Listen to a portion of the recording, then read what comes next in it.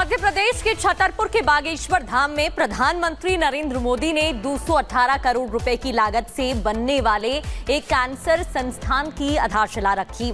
इस मौके पर प्रधानमंत्री मोदी और बागेश्वर धाम के पीठाधीश्वर धीरेन्द्र कृष्ण शास्त्री एक मंच पर नजर आए। पीएम मोदी धीरेन्द्र शास्त्री की तारीफ भी करते दिखे।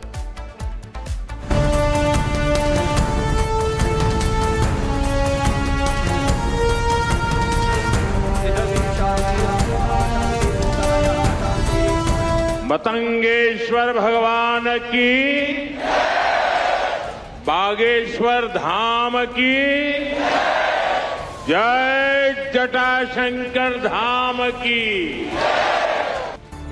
भजन, भोजन और निरोगी जीवन, इसी मूल मंत्र के साथ प्रधानमंत्री नरेंद्र मोदी मध्य प्रदेश के छतरपुर पहुंचे। मौका था बागेश्वर धाम कैंसर चिकित्सा और विज्ञान अनुसंधान संस्थान के शिलान्यास का।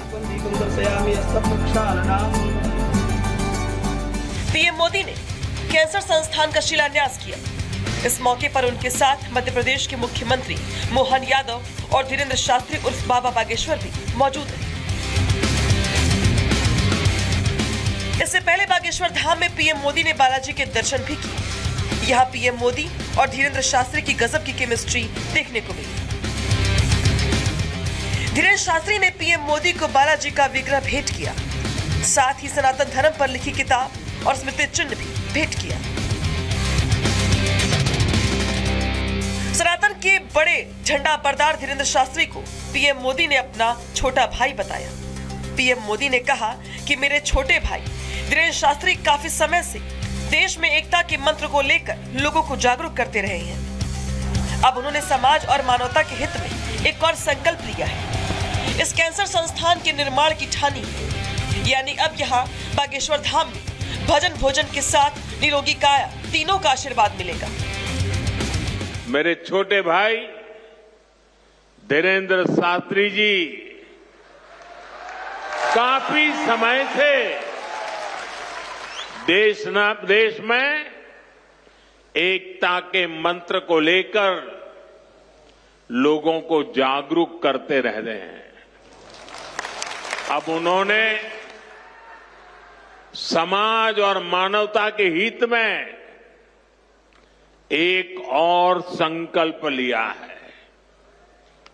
इस कैंसर संस्थान के निर्माण की ठानी है।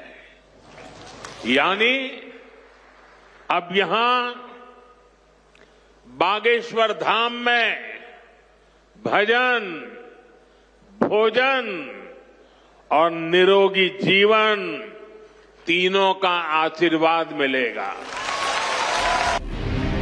पीएम मोदी ने कहा कि बहुत कम ही दिनों में मुझे दूसरी बार वीरों की इस धरती बुंदेलखंड आने का सौभाग्य मिला है।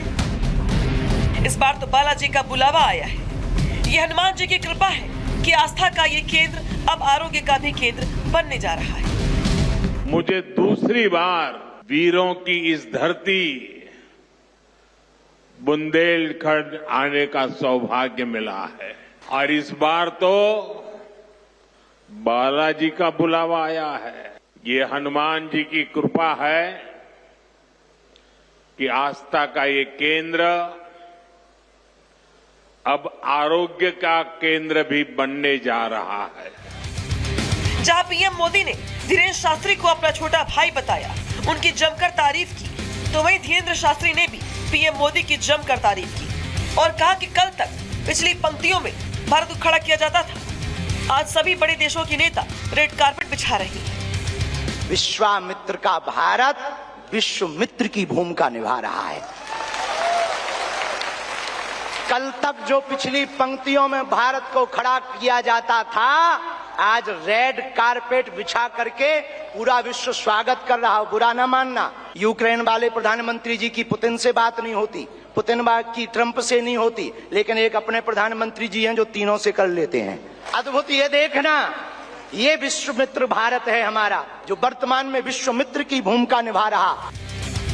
मौका तो कैंसर संस्थान के शिलान्यास का था, लेकिन मंच पर पीएम मोदी और धीरेन्द्र शास्त्री की जो केमिस्ट्री दिखाई दी, उसने सनातन को बड़ा संदेश दिया है। Bureau report, Republic Bharat. और बागेश्वर धाम पहुंचे श्रद्धालुओं ने कैंसर अस्पताल बनने पर खुशी जाहिर की, इसे सराहनीय कदम बताया। प्रधानमंत्री का संबोधन यहाँ पर हुआ, क्या चीजें आपको सबसे ज्यादा उनके संबोधन में समझ में आई और क्या लग रहा है, क्योंकि कैंसर अस्पताल का निर्माण यहाँ पर होने जा रहा है तो कितना फायदा होगा? मेरा नाम बबीता जोशी है, मैं लंदन से आई हूँ।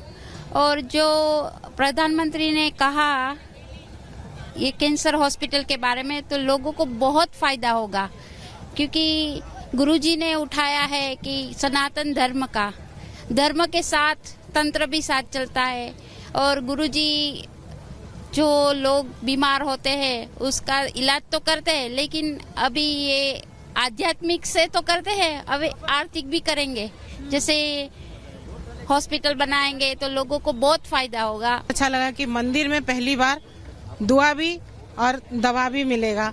और ये बुंदेलखंड गरीबी इलाका है, इसके लिए हमारे गुरुजी गुरुदेव भगवान ने हमारे ये संकल्प लिए हैं कि कोई भी कैंसर से उनका मृत्यु ना हो, इसीलिए बुंदेलखंड में ये कैंसर हॉस्पिटल शुरू हो बोल के हमारे गुरुदेव भगवान, मंदिर से तो बालाजी का दुआ मिलेगा और हॉस्पिटल से दवा मिलेगा, तो इसीलिए नरेंद्र मोदी जी आए थे, इनको बहुत बहुत धन्यवाद।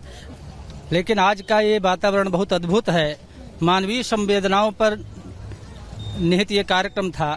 मोदी जी का आज उद्बोधन अद्भुत था, जैसा उद्बोधन देते हैं उससे अलग था।